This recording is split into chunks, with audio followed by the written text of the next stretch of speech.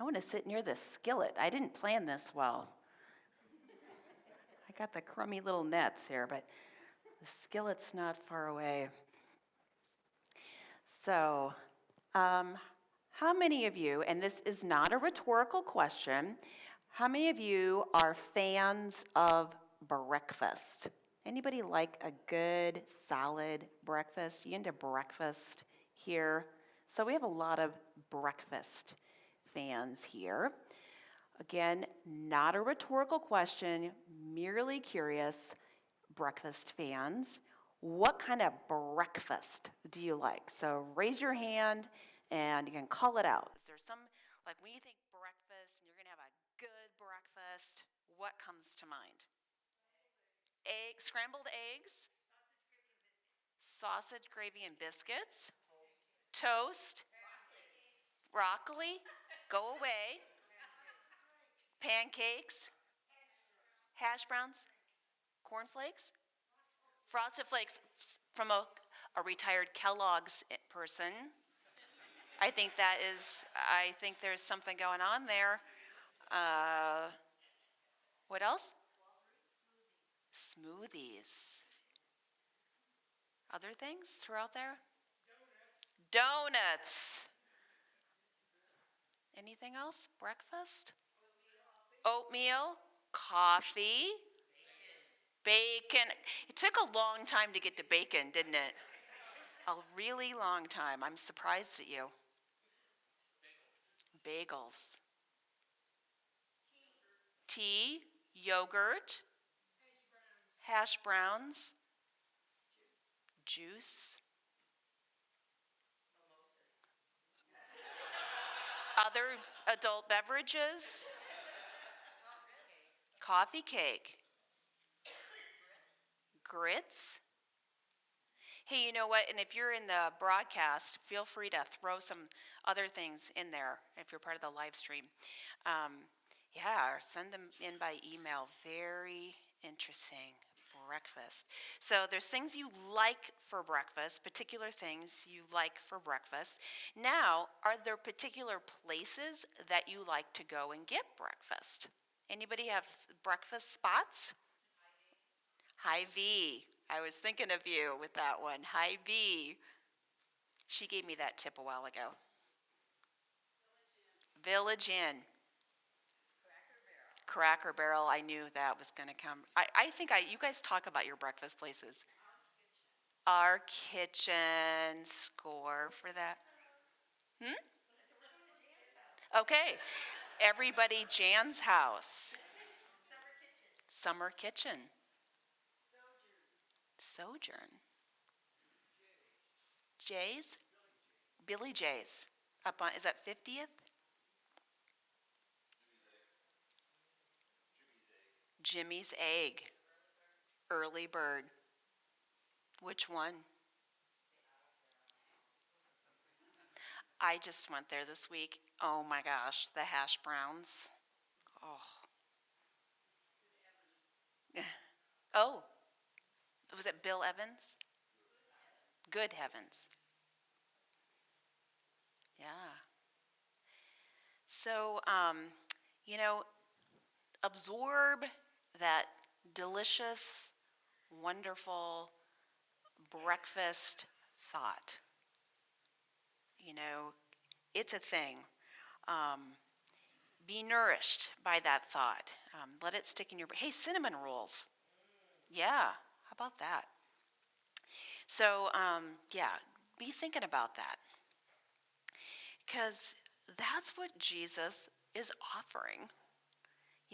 That guy on the shoreline, when the disciples were out overnight, nothing was biting. Who knew Jesus was a chef? I'm trying to think if there's any other Bible story. I wanted to get a chef's hat for Jesus earlier in the week. I was like, this is the week. Jesus needs a little chef's hat. We do have a skillet there.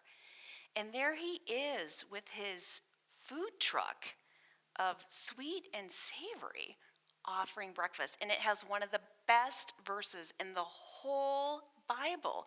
Jesus literally says, come have breakfast. Isn't that great? Did you know that was even in the Bible? That Jesus says, come have breakfast. Wow, what a nourishing, wonderful, underline that one, what a go-to verse. Come have breakfast. So the disciples indeed were out overnight. It was first Peter who said, I'm going fishing. So he was just going to strike out, and that was his original job. He was a fisherman. He was going to go out and fish. And then 6 others joined him. 6 others said, me too, I'm on board. I'm going fishing too. So, why? Was it just what they did?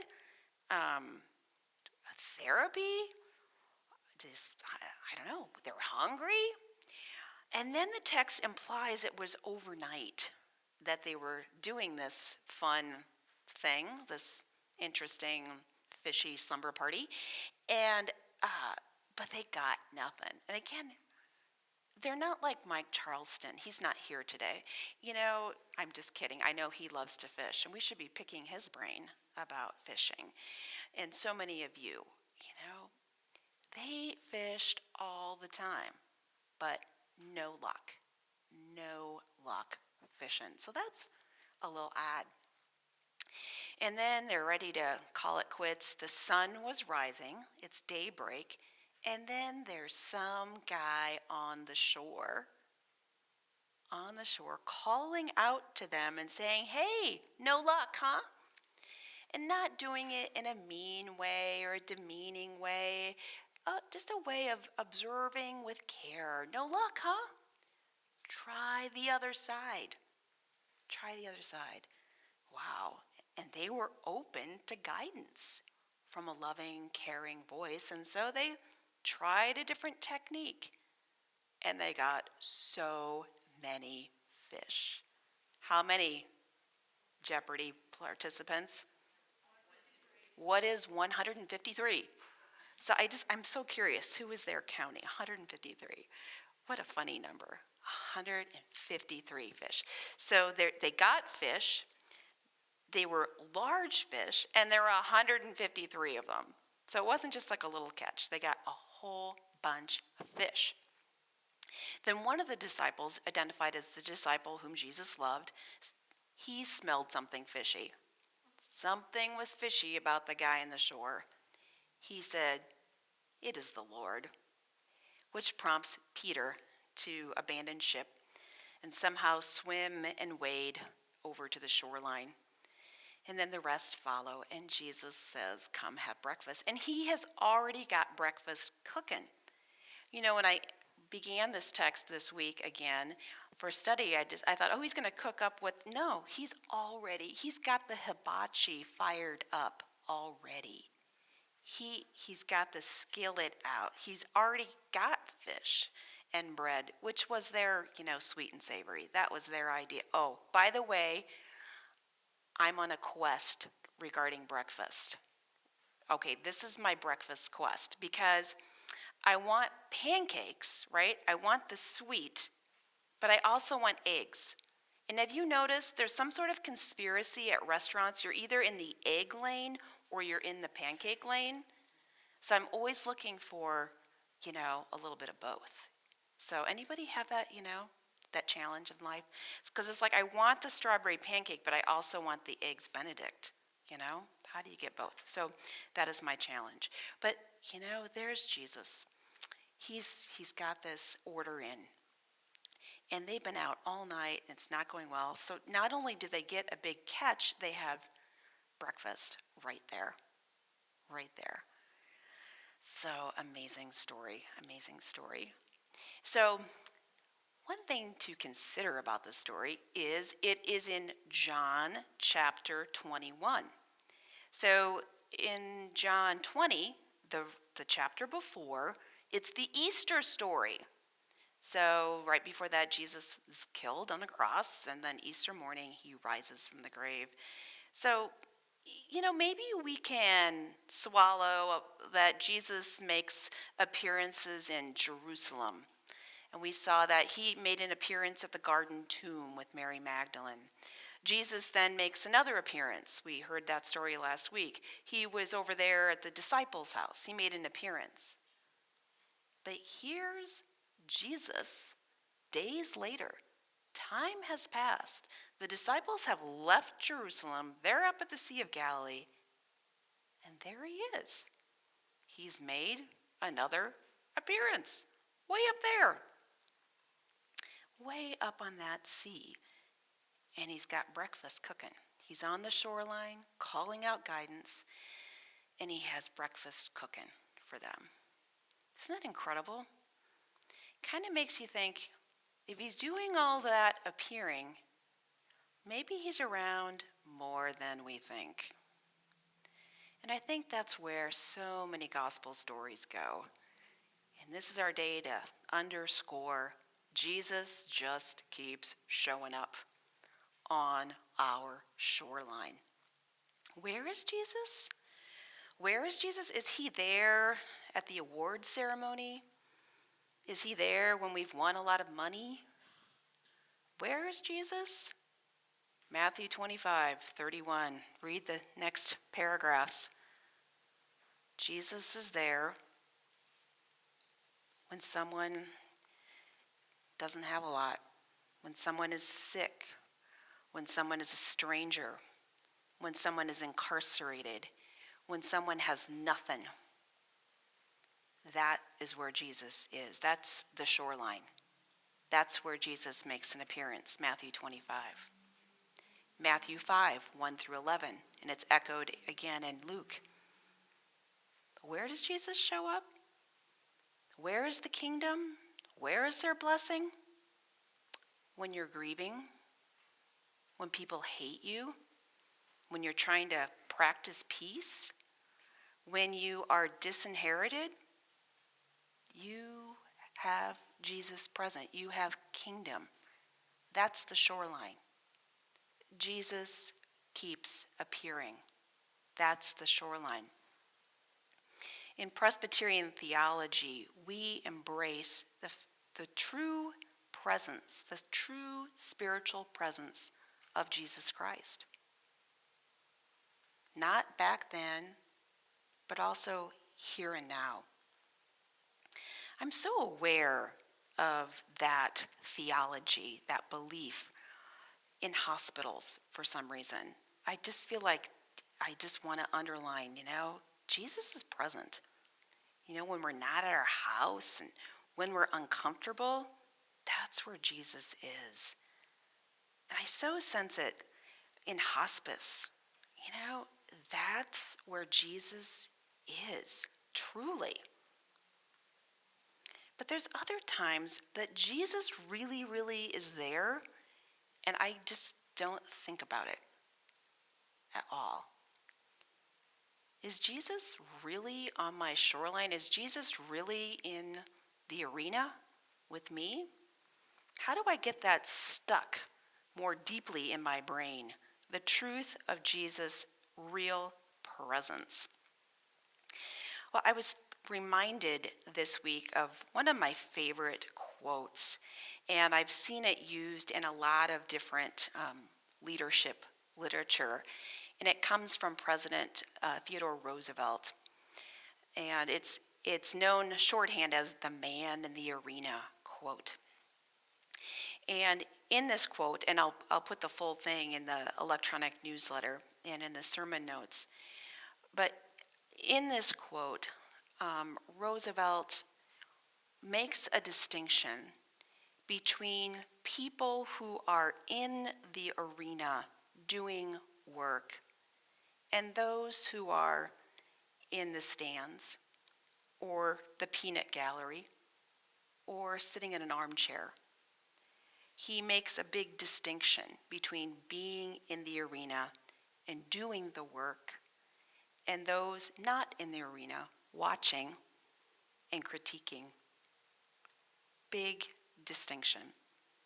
Are you in the stands or are you in the arena? So he makes a distinction between the two so that for those who are in the arena, they are encouraged to not listen to the voice of the critic. Roosevelt lifts up the ones in the arena who have sweat and dirt and are experienced falling apart and failure and are trying and failing, trial and error over and over again, encouraging those in the arena to mute that other voice, whether it's the voice of our crazy minds saying, we're failures, why do this, it's hopeless, or the voice of critics who think they know it all, and they're not actually in the arena. He says, stay in the arena and dare greatly. It's not about winning and losing. Stay in there in the arena and fight. And what's the arena for us? So looking at that quote through the light of our understanding, our arena is the practice of the excellent way of love. You know, there's various named arenas in our area, and our arena is named Excellent Way of Love Arena. And we fight in that arena every single day. And what voice is in our head when we fight in that arena? What do we see when we're in that arena?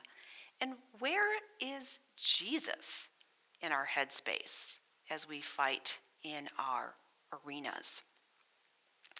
Well, the Bible declares that Jesus is the one who is in the arena.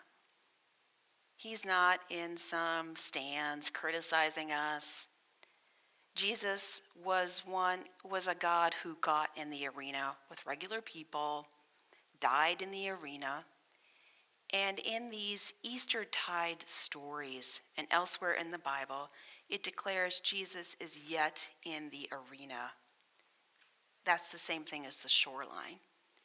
Jesus is there in the thick of things with us on our shoreline, there on our shoreline, whether it's in our home, whether we're at work. If we work remote, there's a chair. Jesus is in the arena. We work in person. Jesus is in that cubicle. At school, you name it. Here, Jesus is the one in the arena. And texts like this help us picture that more deeply in our heads. Jesus' actual spiritual presence. He is there. Help us see Jesus is in the arena. And Jesus' voice is the voice of care. Jesus' eyes see our struggle, and his voice calls out assistance in our vocation, in our fishing, in whatever it is. That's his voice, not the voice of the critic or the know-it-all or someone who's being negative, whatever. Jesus is in the arena along our shoreline, there with us, with the voice of help. And an absolutely fantastic breakfast, too. Sweet and savory. Oh, such a breakfast. Jesus gives us the pancakes of moral courage. Jesus gives us the eggs of wisdom. And the eggs of figuring out what's useful and what's useless. Jesus is there in our arena. If we can only see and hear and accept and disregard, Jesus is in our arena and helps us focus on what is truly important and not what's mediocre or self-centered. Jesus is in the arena and says, my friends, you have bigger fish to fry. Jesus feeds us breakfast so we know how to be a banquet in our world. In his name we pray. Amen.